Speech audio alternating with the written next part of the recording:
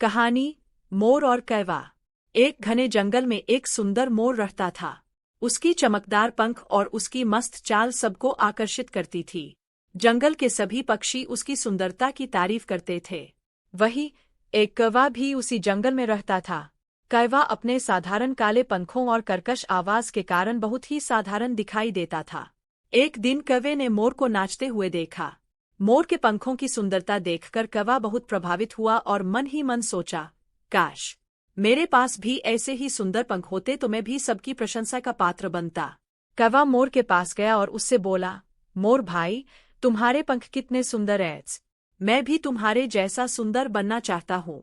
कृपया मुझे बताओ कि मैं कैसे तुम्हारे जैसा बन सकता हूँ। मोर ने मुस्कुराते हुए कौवे की ओर देखा और कहा, प्रिय कौवे, मैं तुम्हारी बात समझता हूँ, लेकिन भगवान ने हमें जो कुछ भी दिया है, हमें उसमें संतुष्ट रहना चाहिए।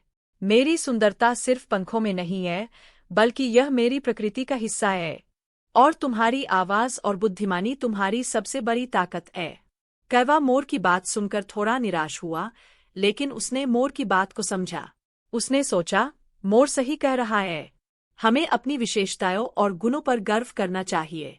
इसके बाद कौवा ने कभी अपनी साधारणता पर शर्म महसूस नहीं की और अपने गुणों का सम्मान करना सीखा। सीख। इस कहानी से हमें यह सीख मिलती है कि हमें अपनी विशेषताओं और गुणों पर गर्व करना चाहिए और किसी और के जैसा बनने की कोशिश नहीं करनी चाहिए। हर किसी की अपनी एक खासियत होती है